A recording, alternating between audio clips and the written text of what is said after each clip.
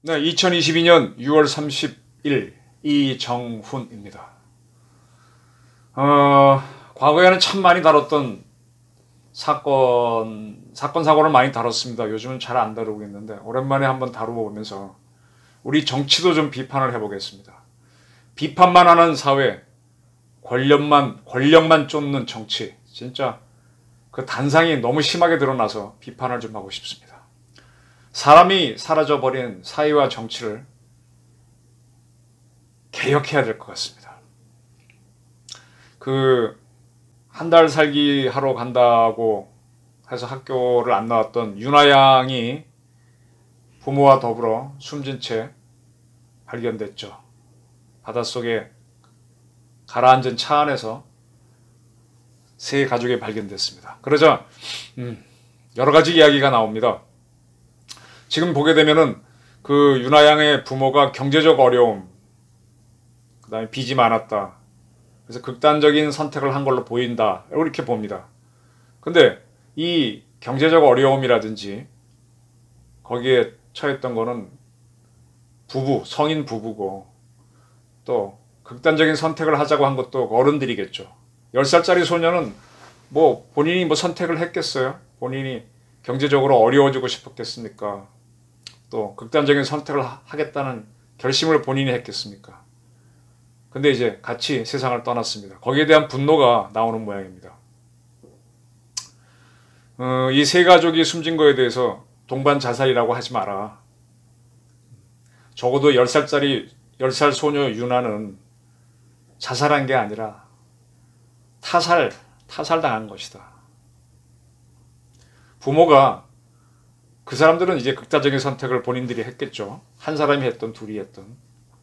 거기에 끌려 들어간, 그래서 결국은 살해를 당한 가장 악질적인 살인이다. 이렇게 비판을 하는 의견이 굉장히 많습니다. 이거는 가족살인이다. 사랑하는 가족으로부터 아무것도 모른 채 당한 가장 나쁜 살인이다. 동반 자살이란, 가족 동반 자살이란 말은 하지 말자. 거기에 끌려 들어가는 아이들은 아무 선택권도 없었다. 차라리 그 아이에 대해서는 직기 존속 그러면은 저희 부모님, 조부모님 얘기하고, 비속 그러면 저희 자녀, 손자 얘기하죠. 비속 살인 사건이라고 해야 된다. 그런 비난들이 많습니다. 이렇게 이제 비난이 나오면서 인용하는 게 박주영, 지금 이분이 부산고법에 있나요? 현직 판사가 썼던 에세이집이 화제가 되고 있습니다. 이분이 유키즈 온 더 블럭에도 나오고 했던 그런 판사인데, 이 사람이 어떤 양형 이유라는 제목의 에세이집을 쓴 적이 있죠. 우리는 살해된 아이들의 진술을 들을 수 없다. 동반 자살은 가해한 부모의 언어다. 아이의 언어로 말한다면 피살이다. 법의 언어로 말하더라도 명백한 살인이다. 살해 후 자살은 가장 극단적인 형태의 아동학대 범죄다. 이렇게 이제 그가 에세이 쓴 적이 있는데, 이게 다시 화제가 되면서 이제 이런 유의 어린아이 목숨까지 끊어버리는 이런 일은 없애야 되겠다. 이거는 그야말로 머더 슈어사이드. 머더는 살인이고 슈어사이드는 자살인데, 결국은 차를 몰고 물속에 들어갔으면 동시에 숨졌겠지만 먼저 아이를 살해하고 난 후 자살하는 거 아니냐. 이런 건 참 나쁜 범죄다. 이런 의견들이 있습니다. 저는 이것과 비교되는 게, 오늘 박지현 전 민주당 비상대책위원장이 이 윤아영 일가족 사망 사건과 관련해서 페이스북에 쓴 글이 눈이 갑니다. 이렇게 썼어요. 한 아이에게, 어느 부부에게 이런 일이 벌어질 동안 정치는 과연 무엇을 했을까? 5년간 나라를 맡았던 민주당의 책임도 크다.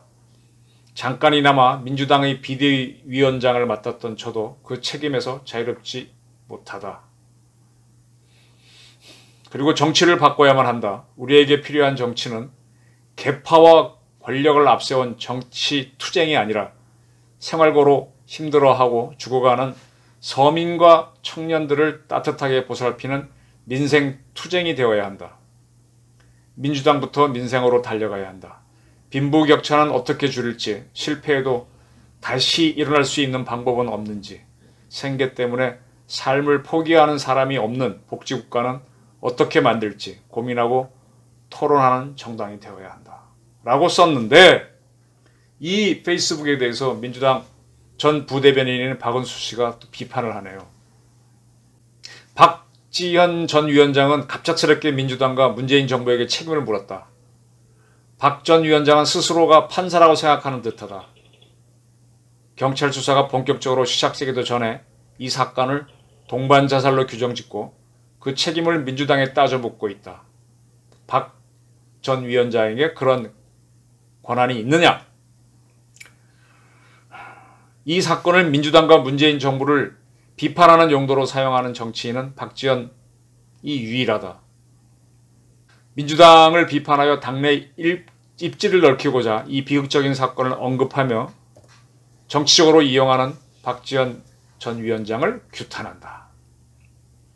그리고 많은 비판들이 있어요. 박지원 씨는 민주당이 민생에 힘쓰지 않았다며 스스로 민생에 힘쓰는 민주당을 만들겠다고 말해왔다. 그러나 민주당은 민생을 위해 늘 힘써왔다. 이렇게 주장을 합니다. 제 생각을 말씀드릴게요. 저는 아까 이제 윤화양 가족이 다 잘못된 거에 대해서 윤화양까지 숨져야 된 거를 동반자살이 아니라 어린이 살해다 라고 비난하는 사람들을 보면서 제 솔직한 생각은 참 비판을 위한 비판이다라는 겁니다. 자, 우리 사회에서 부모가 어떤 사정에 의해서 극단적인 선택을 합니다. 그럼 떠나고 난 다음에 그 아이를 우리 사회가 훌륭하게 키워줄 자신이 있나요? 그런 시스템이 있나요? 그거 마련해 놓지 않고 그 어린아이는 선택하지도 않은 죽음을 하게 만든 것을 비판하는 걸 보면 글쎄, 목숨만으로 보게 되면 그게 맞는 말이지만 또 그 아이가 살아남아서 겪어야 될, 어쨌든 부모가 극단적인 선택을 했는데 얼마나 정신적으로 힘들겠습니까? 그거 받아주고 또 성공하고 정상적으로 살 수 있도록 해줄 수 있나요? 그런 시스템 준비도 안 해놨는데 박주영 판사가 쓴 그런 책들을 인용해서 비판하는 걸 보면은 참 비판을 위한 비판이다. 우리 사회도 멀었다라는 생각을 합니다. 아주 나쁘게 얘기하면 나 똑똑해 하고 잘난 척하는 걸로 보입니다.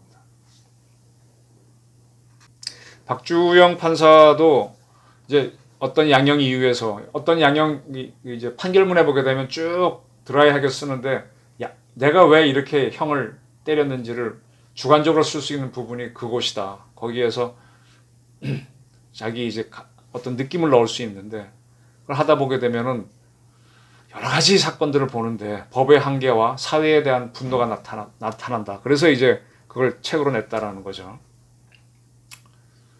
그리고 이제 이분은 법정의 얼굴들이란 책도 냈는데 그는 여기에서 이 법정은 막 거의 마지막 이 사람이 드러나는 상황이죠. 그래서 그런 것들에 대한 책을 썼습니다. 이 마지막들이 드러날 때 보게 되면 그때까지는 윤리적이고 그럴듯한 것들이 참 아닌 걸로 보이게 됩니다.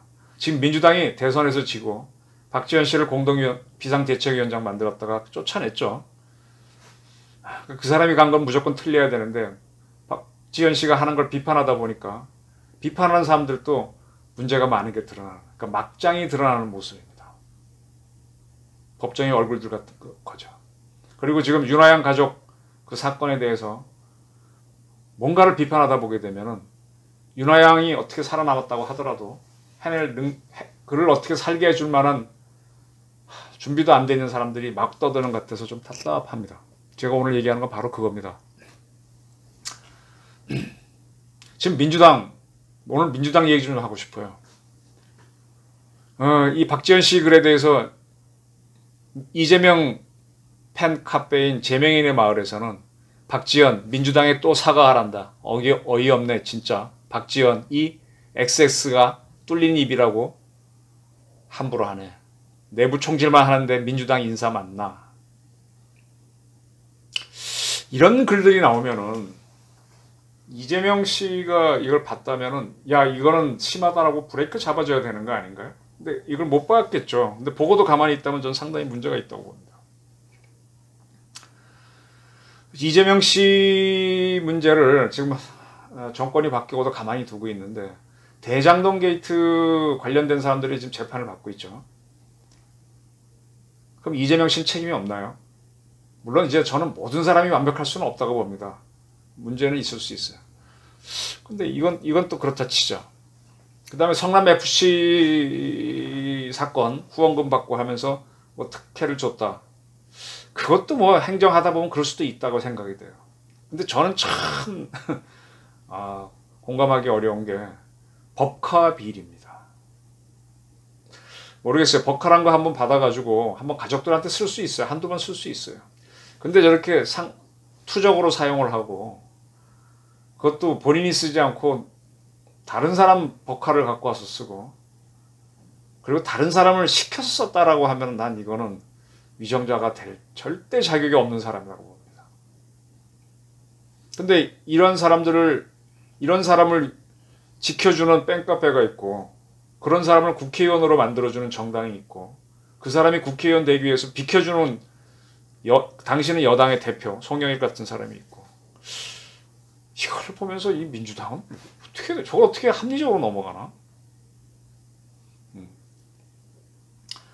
검수완박 법안을 민주당이 그렇게 강하게 밀어붙였죠.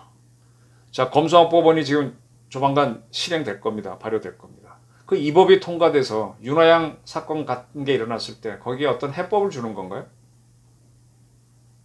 윤화양 같이 모르겠어요. 이 부분 가족들이 왜 빚이 많았는지 그 문제를 해결해 줄 수 있는 그건 본인이 한 거는 본인이 책임져야 되는데 그걸 해결해 주지도 않을 거고 이 부모가 극단적인 선택을 했을 때 윤화양 문제를 해결해 주는 문제도 검수완박 법안이 아니고 근데 왜 그렇게 민주당이 기를 쓰고 통과시켰고 그걸 지금도 잘했다고 버티고 있을까요? 그리고 뒤늦게 박지원 씨가 이런 이야기를 하면 윤화양 이야기를 하면 왜 박지원을 비판하는 목소리가 이렇게 나올까요?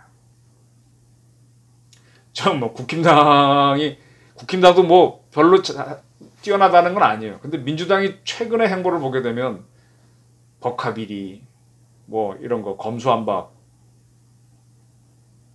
사실은 나라를 이끌겠다고 하는 사람들은 국민들에 대해서 어여삐 여기는 마음, 불쌍히 여기는 마음이 있어야죠. 박지원 씨가 페이스북에 쓴 말이 행동은 할지 어떨지 모르지만 저는 맞다고 봅니다. 한 아이에게 어느 부부에게 이런 일이 벌어질 동안 정치는 무엇을 했나? 물론 정치가 다 할 수는 없어요. 그러나 어느 정도 책임의식을 가져야죠. 5년간 나라를 맡았던 민주당의 책임도 크다. 이게 틀린 말입니까? 계파와 권력을 앞세운 정치 투쟁이 아니라 생활고로 힘들어하고 죽어가는 서민과 청년들을 보살피는 민생 투쟁이어야 한다. 이거 하고 안 하고는 관계없이 저는 생각 자체는 맞다고 보는데 이거를 비판하는 민주당을 보면서 민주당의 일부겠죠. 검수완박법을 그렇게 통과시킨 민주당이 저자들의 본질이구나. 윤화양 가족이 어떻게 저렇게 된 거에 대해서 murder suicide, 살해 후 자살이다. 이렇게 막 하는 사람들이 있는데 좋습니다. 그것도 맞는데 그것도 참 무책임한 것 같고 비판을 위한 비판 같아요. 해결책이 없는 거죠. 그리고 아무리 사회고라고 하더라도 해결하지 못하는 문제가 있고 본인들이 책임져야 할 부분들이 있습니다. 종교도 해결하지 못하는 영역이 있어요. 근데 그것까지 막 해결하고 요구하는 경우 보게 되면 참 깝깝한 생각이 드는데 성숙하지 못했다 우리 사회가. 오늘 좀 왔다 갔다 하는 이야기를 하는데 지금 우리 사회가 정치를 하겠다는 사람들이 권력 투쟁을 해서 권력을 줘서 그 다음 뭐 어쩌겠다는 거예요. 뭔가 좀 사회와 국가를 좋은 쪽으로 끌고 가자 되자는 거지 않습니까? 북한이 핵을 갖고 우리를 위협하면 그 핵을 해결하려는 의지가 있어야 되는데 국민들 돈을 세금 갖다 줘서 이렇게 무마하는 식으로 그것도 방법은 방법이지만 결론적으로 해결이 안 되고 점점 커지면 그건 해법이 아니죠. 그런 식으로 한 사람들이 어떻게 더 떳떳할 수 있고 대한민국 국민이 피살됐는데 그렇게 넘어가는 정권이 있을 수 있습니까? 지금 대한민국이 윤석열 대통령은 나토 정상 확대 회의에 갔지만 초청받아 갔지만 문재인 대통령은 G7 회의에도 갔다 왔습니다. 이렇게 위상이 커졌는데 어떻게 이렇게 이 정도 비판밖에 못하는 사회가 돼 있죠? 요거밖에 비판 못하는 정당을 가진 그러한 국가가 돼 있죠. 윤석열 정부 등장했는데 이런 거를 좀 바꿨으면 해요. 북한이 핵실험하고 어쩌고저쩌고 우리 위협한다 그러면 우리가 죽음을 불사하고 가서 두드러 패야죠. 절대 뭐 옛날 누굽니까 그 탤런트 김혜자 씨는 꽃으로도 때리지 말라 그랬는데 전 때리는 것을 할 수 있다고 봅니다. 해야 된다고 봅니다. 안 되는 자를 고쳐 쓴다는 게 어려울 경우도 많아요. 안 되는 건 안 되는 겁니다. 비판만 하는 사회 좀 실망스럽고 권력만 쫓는 정치는 더 답답합니다. 사람이 안 보입니다. 이러한 사회와 정치를 개혁하는 노력이 윤석열 정부에서는 있었으면 합니다. 여러 가지가 필요한데 북한이 도발하면 그건 아니야. 우리도 어린애가 잘못하게 되면 매도 할 수 있잖아. 야단치지 않습니까? 근데 북한한테는 못해. 그냥 퍼줘야만 된다고 하는 거 웃기는 거고. 그 정치하는 사람들은 국민에 대한 어떤 책임을 가져야 되는데 그거 안 가지려고 하는 것도 웃기는 거고. 또 어느 한 가족에서 불행이 왔는데 불행을 자꾸 뭐 누구 탓으로 하게 되면 그거 언제 해결이 됩니까? 책임을 져야죠. 저는 그런 사회를 좀 만드는 노력이 윤석열 정부에서 있었으면 합니다. 2022년 상반기가 오늘 다 끝나고 오늘 비도 많이 왔고 그래서 좀 찹찹한 기분으로 올 상반기를 이렇게 한번 정리해 보렵니다. 우리 사회가 갈 길은 너무 멀다. 정치와 사회를 조금이라도 개혁해야 된다.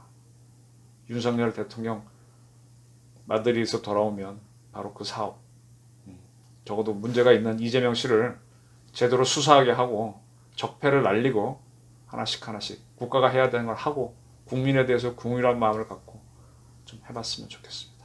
경청해 주셔서 감사합니다.